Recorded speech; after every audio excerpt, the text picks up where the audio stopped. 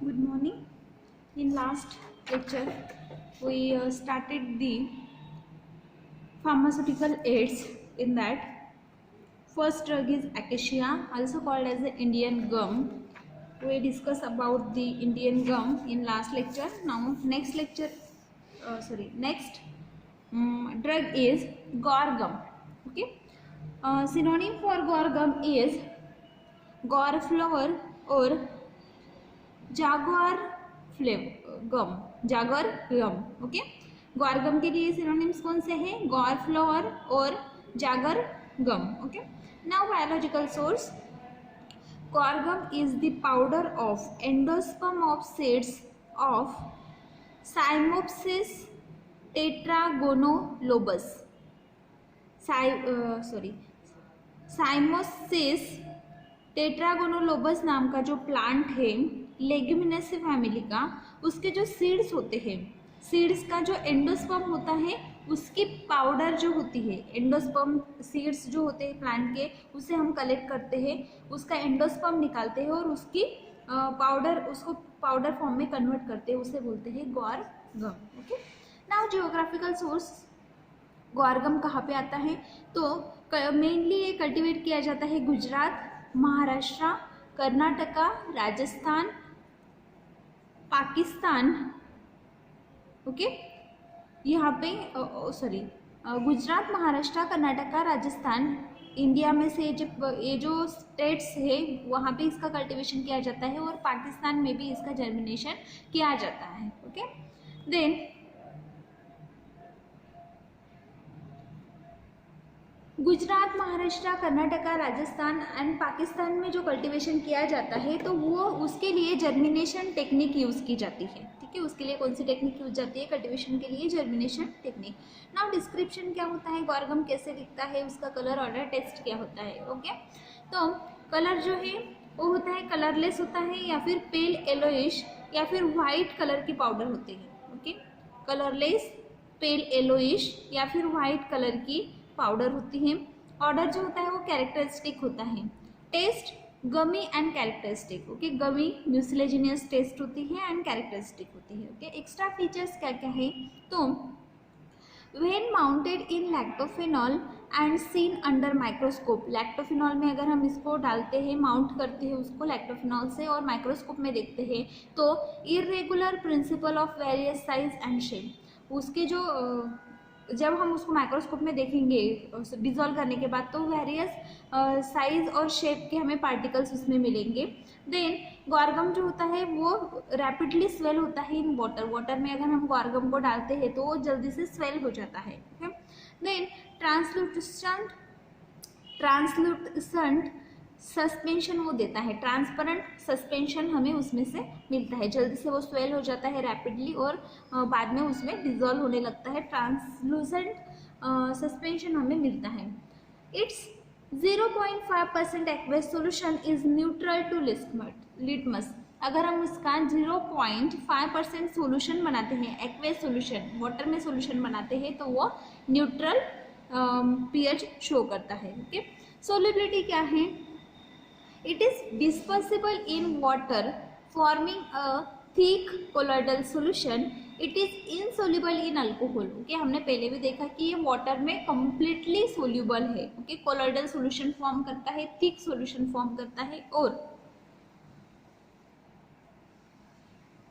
Alcohol जो है उसमें completely insoluble है ओके। देन स्टैंडर्ड्स क्या है, ऐश अगर हम देखेंगे, ग्वार गम जो होता है उसे अगर हम बर्न करते हैं तो ऐश जो है वो नॉट मोर देन 1% से ज़्यादा ऐश नहीं आनी चाहिए, अगर 1% से ज़्यादा ऐश आती है तो वो इम्प्योर प्रोडक्ट है। एसिड इनसोल्यूबल ऐश, एसिड में इनसोल्यूबल होने वाली जो ऐश है वो है नॉट मोर देन 0.5%, 0.5% से ज़्यादा ऐश अगर एसिड में सोल्यूबलाइज होती है तो इंसोल्यूबल होती है तो जो कंपाउंड है ग्वार गम जो है वो इम्प्योर है। देन लॉस ऑन ड्राइंग के लिए है नॉट मोर देन 8%, 8% से ज़्यादा मॉइस्चर कंटेंट ड्रग में नहीं होना चाहिए। केमिकल कॉन्स्टिट्यूएंट्स कौन से हैं, ग्वार गम जो होता है वो दो टाइप्स में डिवाइड किया जाता है, water soluble and water insoluble parts. Okay, कुछ कंपाउंड्स ऐसे हैं उसमें जो वाटर में इनसोल्यूबल है। तो वाटर सोल्यूबल फ्रैक्शंस जो होते हैं उसमें 85% गम होता है। ओके, जिसको हम बोलते हैं गॉरन।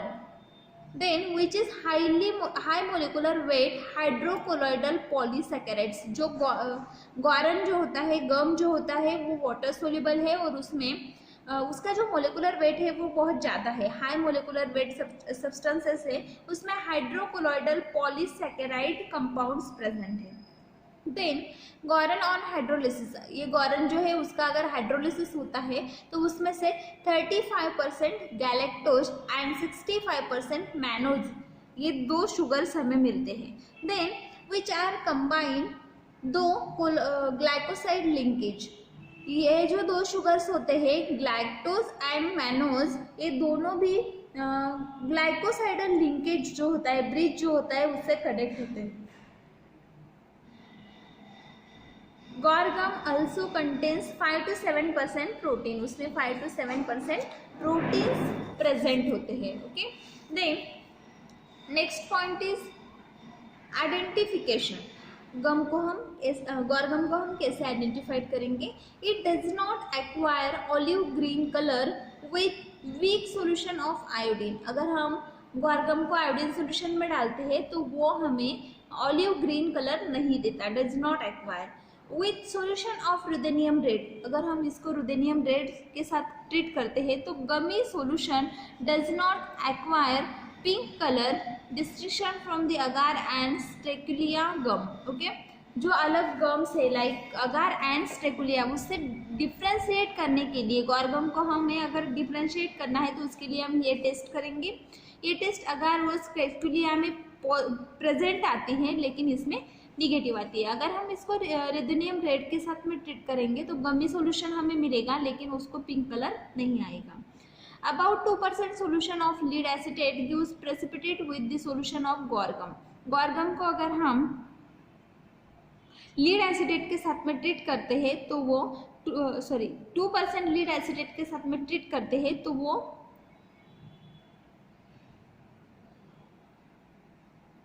प्रेसिपिटेट फॉर्म करता है। देन गॉरगम को अगर हम 2% लीड एसिडेट के साथ ट्रीट करेंगे तो वो हमें प्रेसिपिटेट देगा। नेक्स्ट है डिजोल्व 0.5 ग्राम ऑफ गॉरगम। 0.5 ग्राम हम गॉरगम लेंगे, उसको 20 ml वाटर में हम डिजोल्व करेंगे with shaking. Then to it add 0.5 ml of hydrogen peroxide, उसमें 0.5 ml हम हाइड्रोजन पेरोक्साइड ऐड करेंगे। Then 0.5 ml 1% solution of benzidine in alcohol. Okay, hydrogen peroxide add करने के बाद में उसमें हम 0.5 ml 1% solution of benzidine in alcohol add करेंगे। No blue colour is produce, blue colour produce नहीं होगा। गम एकेशिया में वो ब्लू कलर प्रोड्यूस करता है। ओके, गम एकेशिया और गॉरगम को अगर हमें डिफरेंशिएट करना है तो इसके लिए हम ये टेस्ट कर सकते हैं। देन नेक्स्ट आता है यूजेस। ओके, यूजेस कौन से इसके? तो अबाउट 1% इसमें म्यूसिलेज है, तो similar viscosity means mucilaginous viscosity वो देता है। Then 3% mucilage is similar to the mucilage of tragacanth. Tragacanth का जो म्यूसिलेज है उसके जैसे अगर हम 3% म्यूसिलेज लेते हैं तो उस ट्राइगागान जो है वो जितना गमी सॉल्यूशन प्रोड्यूस कर सकता है, जितना म्यूसिलेज वो दे सकता है, उतना ही म्यूसिलेज गॉरगम से मिलता है। Okay, then 5 to 8 times more thickening powder than starch। Starch से ज़्यादा थिक है, 5 to 8 times ज़्यादा थिकनिंग पाउडर ये देता है। Then protective colloids, protective colloid करके भी हम इसको यूज़ करते हैं। बाइंडिंग एंड डिसइंटीग्रेटिंग एजेंट भी है, बल्क लैक्सेटिव है, एपेटाइट डिप्रेसेंट है और पेप्टिक अल्सर थेरेपी में यूज़ किया जाता है। Guar gum is a good emulsifying agent.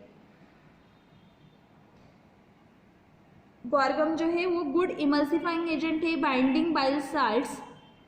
गॉरगम reduce the cholesterol content, जो हमारे बॉडी में कोलेस्टेरॉल होते हैं उसका कंटेंट रिड्यूस करने के लिए भी गॉरगम इज इम्पोर्टेंट। इंडस्ट्री में अगर हम देखें तो पेपर मैन्युफैक्चरिंग में, प्रिंटिंग में, polishing, textiles, food and cosmetic industry में भी इसके बहुत सारे यूजेस है। ओके, देन नेक्स्ट ड्रग है हमारा हनी। हम सबको बताया है हनी, हम सब ने देखा भी है और खाया भी है। ओके, तो next drug is Honey. Synonyms for honey is Madhu, Honey, purified and made. Madhu, Honey, purified and made. Then biological source, honey is a sugar secretion deposited in honeycomb by the bees. Okay, honey क्या है तो sugar है, sugar secretion है जो honeycomb में present होता है।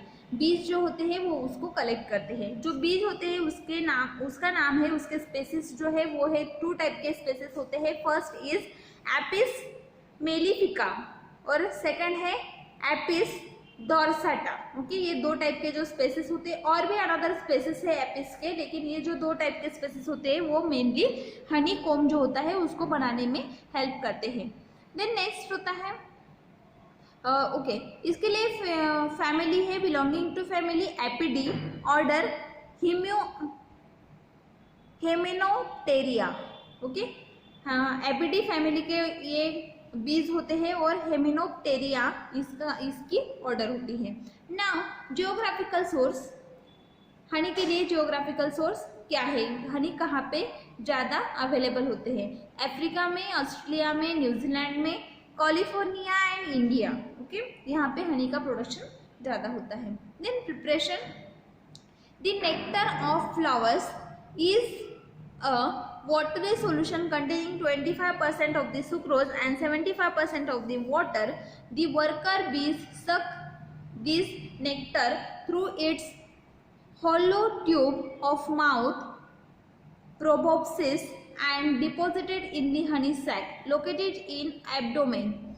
The enzyme invertase present in saliva of the bees convert the nectar into invert sugar, which is partially utilized by the bees and the remaining is deposited into the honeycomb. Okay, क्या होता है, जो flowers होते हैं, flowers में जो nectars होते हैं उसमें कुछ वाटरी सॉल्यूशन प्रेजेंट होता है, उसमें 25% सुक्रोज और 75% वाटर होता है। ये हनी बीज जो होते हैं वो क्या करते हैं, तो बीज, वर्कर बीज जो होते हैं वो उस जो फ्लावर्स में से जो नेक्टर्स होते हैं उसको सक करते हैं, उसको जो बीज होते हैं उनको एक हॉलो ट्यूब होती है माउथ में, उस ट्यूब से वो नेक्टर में से वो वाटरी सॉल्यूशन जो होता है उसको सक करते हैं और हनी सैक जो होती है उसमें लोकेटेड करते हैं।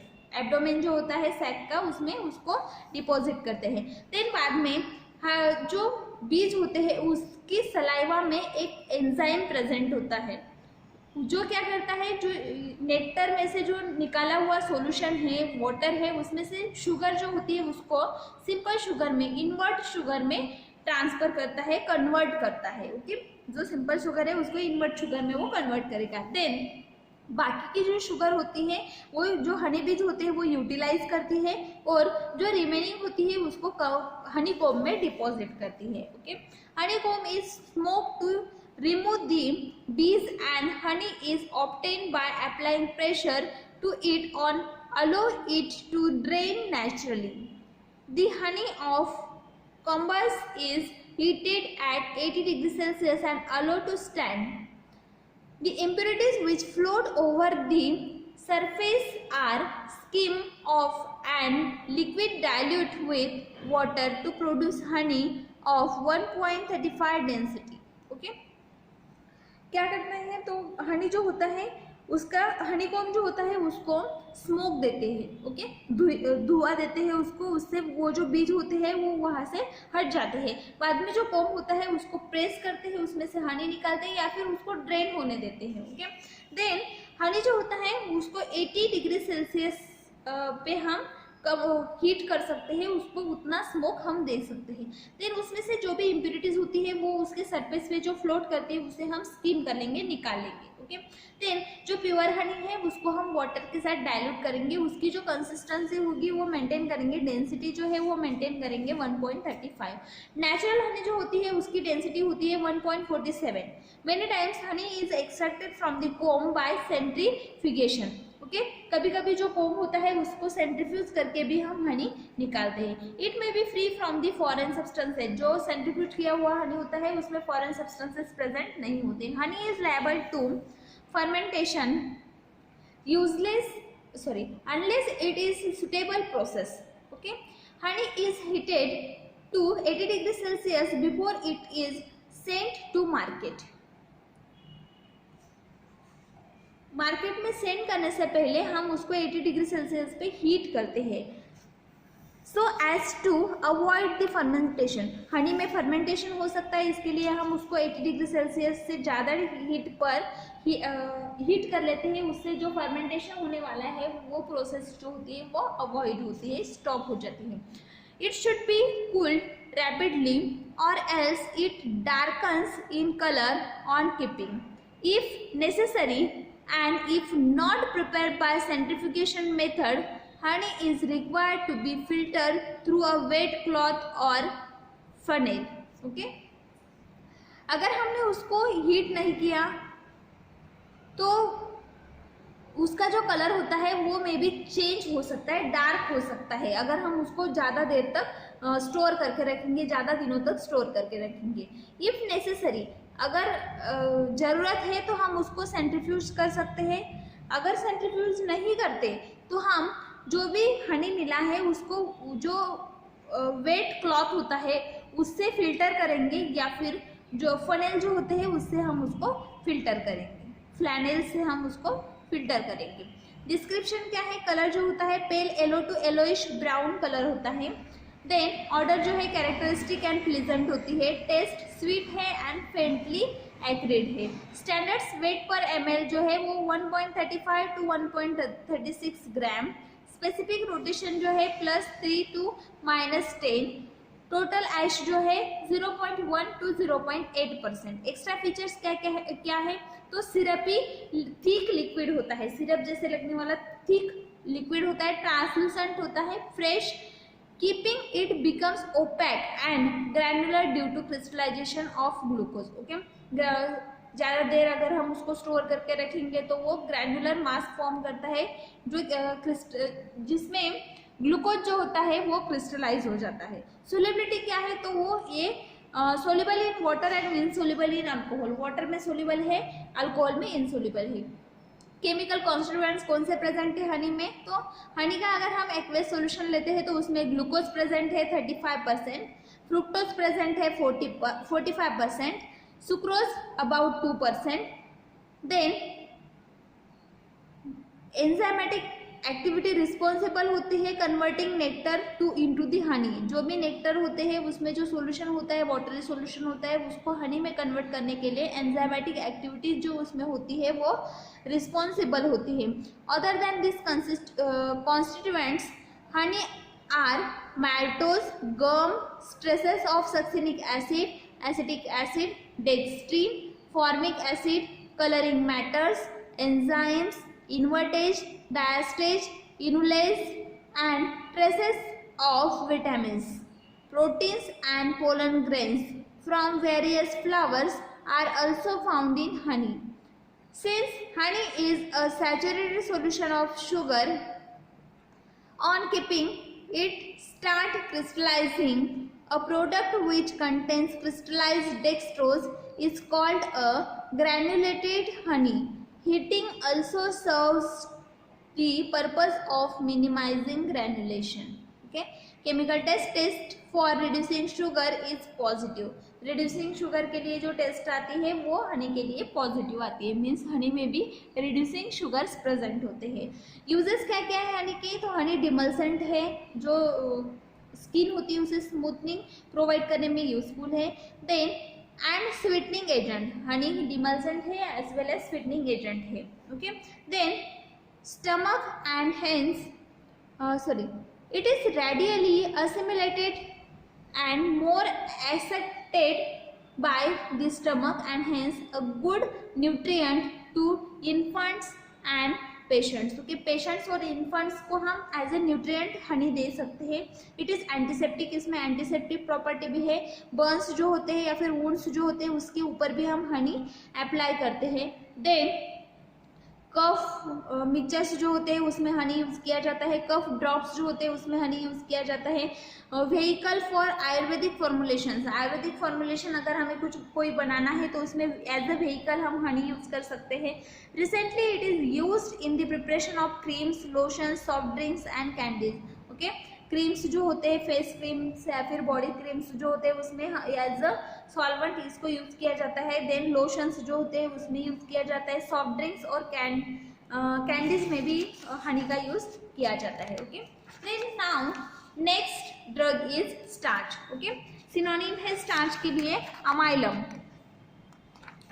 स्टार्च के लिए क्या सिनोनिम है? Amylum. Biological source, starch consist of polysaccharide granules obtain from the grains of maize. Okay, maize जो होते हैं उसके जो ग्रेन्स होते हैं, ओके, तो उससे इसको कलेक्ट किया जाता है, ऑब्टेन किया जाता है। ओके, देन स्टार्च जो है वो राइस से भी हमें मिलती है, बीट से भी मिलती है। मेज जो होते हैं उसे जी मेज बोलते हैं, राइस जो होते हैं उसको ओरिजा सेटाइवा बोलते हैं। देन बीट जो होते हैं वो Triticum aestivum. Okay, then family है ग्रैमिनी। ओके, ये सब जो हमने देखे बीट, राइस, मेज, इसके लिए फैमिली कौन सी है? ग्रैमिनी। इससे हमें स्टार्च मिलती है। देन पोटैटो जो होते हैं, ट्यूबर ऑफ पोटैटो, सोलैनम ट्यूबरसम, उससे भी हमें स्टार्च मिलती है। फैमिली है उसके लिए जो सोलेनिया से। जियोग्राफिकल सोर्स क्या है? Most of the tropical as well as subtropical countries जो होते हैं उसमें स्टार्च प्रिपेयर किया जाता है commercially. Preparation of starch depending upon the raw material to be used for processing or type of starch to be produced. Different processes are used for commercial manufacturing of the starch. Okay, कौन सा product हम starch बनाने के लिए use कर रहे हैं और कौन सा मटेरियल यूज कर रहे हैं और कौन सी प्रोसेस यूज कर रहे हैं, इसके ऊपर जो भी कमर्शियल मैन्युफैक्चरिंग जो है वो depending upon the raw material जो हम यूज़ कर रहे हैं to be use for processing, processing के लिए हम कौन सा मटेरियल यूज़ कर रहे हैं और हमें कौन से टाइप की स्टार्च प्रिपेयर करनी है, इसके ऊपर उसका प्रिपरेशन प्रोसेस डिपेंड होता है। पोटैटो स्टार्च अगर है तो उसके लिए हम क्या करेंगे? पोटैटो जो होते हैं उसको वॉश कर लेंगे, रिमूव दी अर्दी मैटर, उसमें से जो भी सॉइल होगी, अर्दी मैटर होगा, इम्प्योरिटीज होगी, उसको रिमूव करेंगे। देन उसको क्रश करेंगे और कट करेंगे। ओके, दे आर क्रश और कट, या तो कट करेंगे या फिर क्रश करेंगे। Converted into a slurry, then उसको स्लरी में कन्वर्ट करेंगे। Okay, this slurry is filter, slurry को हम फिल्टर कर लेंगे। रिमूव सेलुलर मैटर, उसमें से जो भी सेलुलर मैटर है उसको रिमूव करेंगे। Potatoes do not contain gluten, उसमें ग्लूटेन प्रेजेंट नहीं होता। They are very easy to process further. Then बाद में after washing it is dried and sent to market. Okay, जो भी सेलुलर मटेरियल है उसको निकाल लेंगे और उसको ड्राई करेंगे और मार्केट के में सेंड करेंगे। राइस स्टार्च जो है उसको क्या करेंगे? Broken the pieces of rice, rice जो होते हैं उसको क्रश कर लेंगे। Then during the polishing are used for processing. Okay, then the pieces of rice are soak in water, जो राइस है उसको वाटर में हम डीप करके रखेंगे with dilute sodium hydroxide solution, उसमें हम 0.5% डाइल्यूट NaOH सोल्यूशन ऐड करेंगे which causes the softening and dissolution of the gluten. Starch में राइस में ग्लूटेन प्रेजेंट होता है, वो इजीली डिजोल्व नहीं होता, सॉफ्ट नहीं होता, इसके लिए हम सोडियम हाइड्रोक्साइड ऐड कर रहे हैं। ये सोडियम हाइड्रोक्साइड से जो भी राइस होते हैं वो सॉफ्ट हो जाते हैं और डिज़ोल्व होते हैं जल्दी से, उसमें से जो ग्लूटेन है वो जल्दी से डिज़ोल्व होता है। देन राइस के जो पीसेस होते हैं आफ्टर सोकिंग उसको हम कट करेंगे। देन स्टार्च को हम प्रिपेयर करेंगे। डिस्क्राइब अंदर पोटैटो स्टार्च, पोटैटो स्टार्च में जैसे बोला है उसको क्रश कर लेंगे, स्लरी करेंगे, उसको फिल्टर करेंगे और जो भी सेलुलर मैटर है उसको रिमूव कर लेंगे, जो बचा हुआ मटेरियल है उसको ड्राइड करेंगे और मार्केट में सेंड करेंगे। देन नेक्स्ट आता है मेज स्टार्च, कॉर्न स्टार्च जिसे बोलते हैं। ओके, मेज स्टार्च जो होते हैं उसको भी हम वॉश करेंगे वाटर के साथ और देन जो भी ऑर्गेनिक मैटर है उसको रिमूव करेंगे। Softening by keeping the warm water, 2 से 3 दिन तक हम उसको वार्म वाटर में रखेंगे, हॉट वाटर में रखेंगे जिससे वो सॉफ्ट हो जाए। देन सफिशिएंट सल्फर डाइऑक्साइड उसमें ऐड करेंगे। Medium to prevent the fermentation, उसका फर्मेंटेशन होने के लिए हम उसमें सल्फर डाइऑक्साइड ऐड करेंगे। देन जो कर्नल्स होते हैं वो स्वेल हो जाते हैं, स्वेल होने के बाद में उसको हम ब्रेक करेंगे, जो ग्रेन्स है उसको ब्रेक करेंगे, सेपरेट एंडोस्पर्म, उसमें से एंडोस्पर्म हम निकाल लेंगे।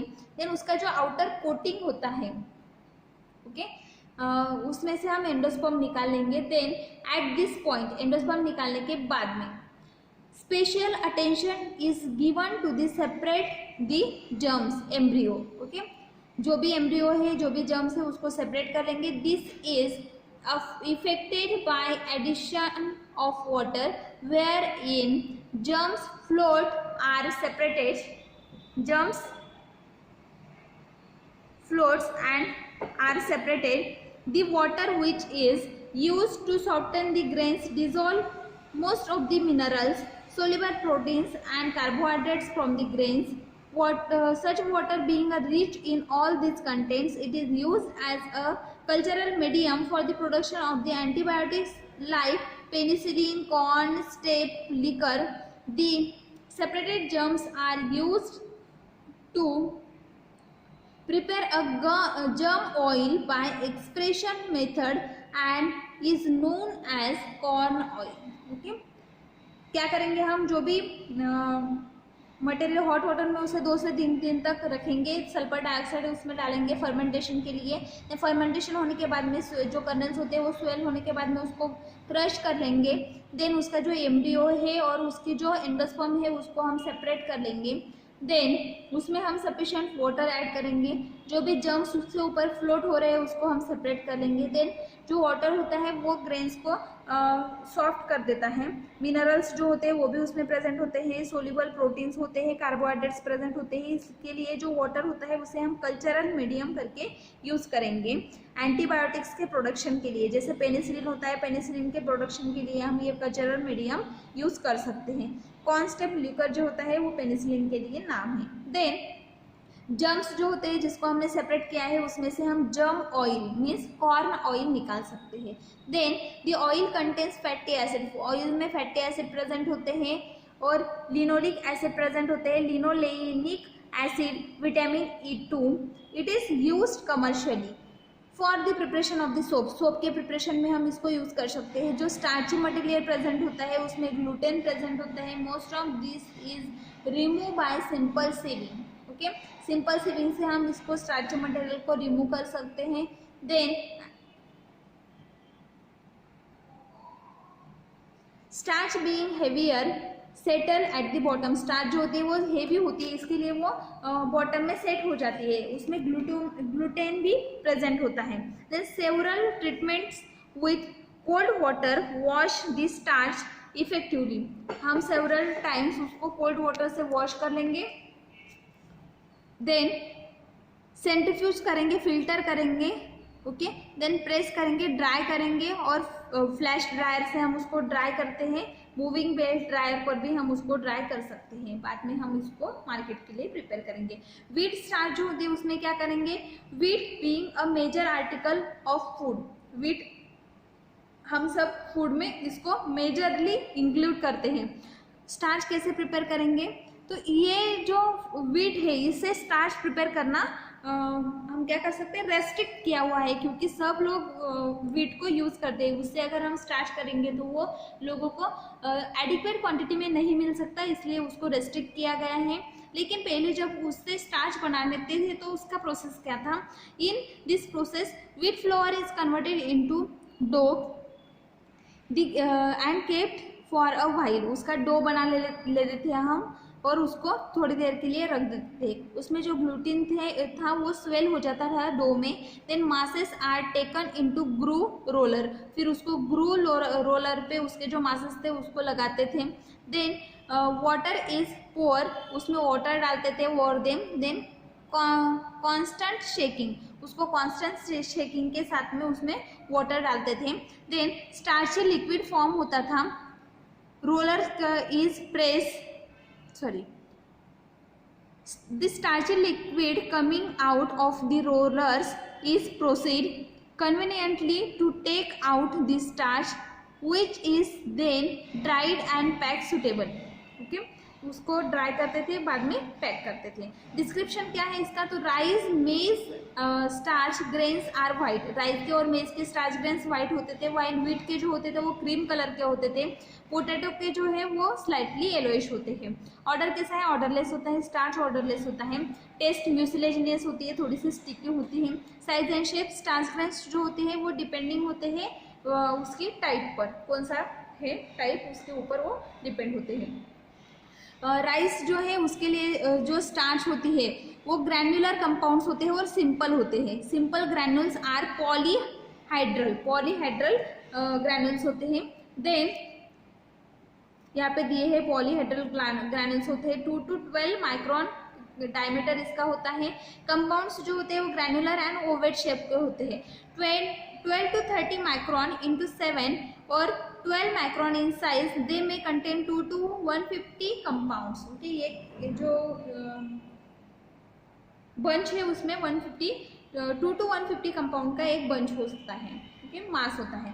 व्हीट स्टार्च जो होती है वो सिंपल लेंटिकुलर ग्रैन्युल्स उसमें प्रेजेंट होते हैं, ओवल शेप के होते हैं, 5 to 50 माइक्रोन डायमीटर के होते हैं। ओके, उसमें हाइलम ग्रैन्युल्स में हाइलम प्रेजेंट होता है सेंटर, देन कॉन्सेंट्रिक फेंट मार्क स्ट्रिएशन उसमें प्रेजेंट होता है, देन 2 to 4 कंपाउंड्स एक इसमें ऑब्जर्व होते हैं। ओके, ग्रैन्युल में ऑब्जर्व होते हैं। मेज स्टार्च जो है वो ग्रैन्युल्स पॉलीहेड्रल ग्रैन्युल्स होते हैं, राउंडेड शेप के होते हैं, 5 to 30 माइक्रोन डायमीटर होता है, डिस्ट्रिक्ट कैविटी उसमें प्रेजेंट होती है, सेंटर और 2 to 5 रे उसमें प्रेजेंट होते हैं। Potato starch generally found in the form of simple ग्रैन्युल्स। Okay, potato starch जो है वो सिंपल ग्रैन्युल्स के फॉर्म में होते हैं, सब स्फेरिकल ग्रैन्युल्स होते हैं, देन इरेगुलर शेप के होते हैं और फ्लैटेंड होते हैं। Their size vary from 30 to 100 micron. Okay, size कैसे होते हैं, 30 to 100 micron. Hilum is present near the narrow end with well mark concentric striation. Okay, hilum जो होता है उस near the narrow end and, okay, end की तरफ narrow होता है हाइलम एंड कॉन्सेंट्रिक स्टेरेशन उसमें होता है। ओके, यहाँ पे कमर्शियल स्टार्चेस दिए गए हैं, व्हीट कैसे दिखता है, मेज कैसे दिखते हैं, राइस और पोटैटो के स्टार्च के ग्रैन्युल्स कैसे साइज के होते हैं, कैसे शेप के होते हैं। देन सोलिबिलिटी क्या है उसकी, तो starch is insoluble in cold water and also in alcohol. Okay, cold water में इनसोल्यूबल है और अल्कोहल में भी इनसोल्यूबल है। स्टैंडर्ड्स क्या है, तो लॉस ऑन ड्राइंग जो है not more then 15% for rice wheat and मेज। राइस व्हीट और मेज जो है उसकी जो स्टार्च होती है उसमें वाटर कंटेंट 15% से ज़्यादा नहीं होना चाहिए, और जो पोटैटो होता है उसकी जो स्टार्च होती है उसमें 20% से ज़्यादा वाटर कंटेंट नहीं होना चाहिए। ऐश जो होती है वो पोटैटो व्हीट और मेज के लिए 0.3% से ज़्यादा नहीं होनी चाहिए, और जो राइस जो होते हैं उसके लिए not more than 0.6% ash. Okay, chemical constituents कौन से हैं, तो starch contains chemically 2 different polysaccharides. Okay, starch में 2 टाइप के पॉलीसेकेराइड्स होते हैं, amylose B and amylopectin. Okay, amylo B, beta amylose and alpha amylose, beta amylose and alpha amylose. Okay, amylose और amylopectin, these are the 2 polysaccharides which are present in this starch. Then proportion जो होता है इनका वो होता है 1:2। Amylose 1% होता है और अमाइलोपेक्टिन 2% होता है। Amylose is water soluble and amylopectin is water insoluble.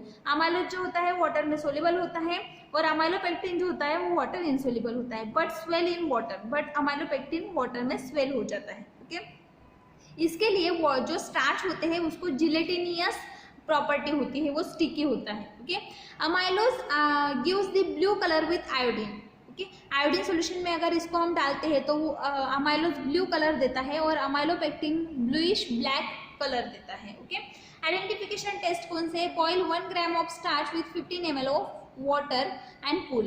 1 gram starch को अगर हम 15 ml वाटर में बॉइल करते हैं और बाद में कूल करते हैं तो translucent viscous jelly type liquid produce होता है। Okay, then The abu jelly turn deep blue by adding the solution of iodine. इस जेली में अगर हम आयोडीन सोल्यूशन ऐड करते हैं तो डीप ब्लू कलर हमें मिलता है. The blue colour disappear on warming. अगर हम उसको फिर से हीट करते हैं तो ब्लू कलर डिसअपियर हो जाता है. ठीक है. और अगर हम फिर से कूल करेंगे तो वो फिर से रीअपियर हो जाएगा. यूजेस क्या क्या है? तो स्टार्च न्यूट्रिटिव है, डिमल्सेंट है, प्रोटेक्टिव है और एब्जॉर्बेंट है. Okay. Then dusting talcum powders जो होते हैं उसके प्रिपरेशन में भी स्टार्च यूज़ की जाती है जो हम स्किन पे यूज़ करते हैं. देन एंटीडोट है for the iodine poisoning. Iodine की अगर पॉइजनिंग हो जाती है तो एज अ एंटीडोट हम स्टार्च यूज़ कर सकते हैं. डिसइंटीग्रेटिंग एजेंट है पील्स और टैबलेट्स के लिए. Then diluent for solid extract of drug. As a diluent हम यूज़ कर सकते हैं सॉलिड एक्सट्रैक्ट ऑफ ड्रग्स के लिए. देन डायग्नोस्टिक एड है आइडेंटिफिकेशन ऑफ क्रूड ड्रग के आइडेंटिफिकेशन के लिए डायग्नोस्टिक एड है, डायग्नोस्टिक प्रॉपर्टी है उसकी. Then glycerin of starch is used as a emollient. Okay. Glycerin जो होता है स्टार्च का वो एज ए इमोलिएंट हम यूज़ करते हैं. As a base of for suppository base के लिए भी हम स्टार्च यूज़ करते हैं. Then starting material for commercial manufacturing of liquid glucose, dextrose and dextrin.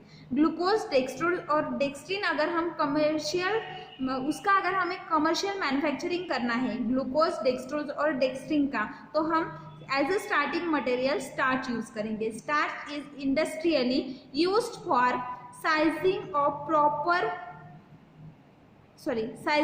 Paper and cloth.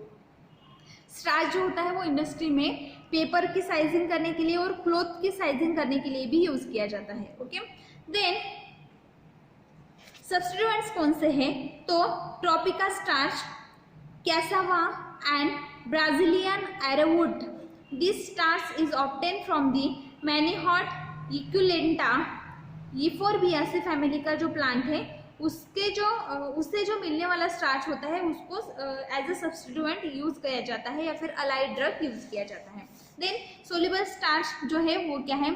It is prepare from the potato और मेज और पोटैटो से जो मिलने वाली स्टार्च होती है उसको केमिकल प्रोसेसेस करके या फिर उसके ऊपर डाइल्यूट हाइड्रोक्लोरिक एसिड की ट्रीटमेंट करके उसमें से जो जिलेटिनियस प्रॉपर्टी होती है उसको निकाला जाता है. फिर बाद में वो वाटर में सोल्यूबलाइज होती है. माइक्रोस्कोपिकली अगर हम देखें तो उसमें कोई भी चेंज नहीं होता, सिर्फ जो जिलेटिनियस मैटर होता है वो उसमें से रिमूव हो जाता है, वो डाइल्यूट हाइड्रोक्लोरिक एसिड में सोल्यूबल हो जाता है और जो स्टार्च होती है वो वाटर में सोल्यूबल है. It is soluble in water and form a transparent mobile liquid. Okay. Water में सोल्यूबल होने के बाद में वो ट्रांसपेरेंट मोबाइल लिक्विड फॉर्म करती है. Mucilage of starch is used as a emollient for skin and it is also base for some enemas. Okay.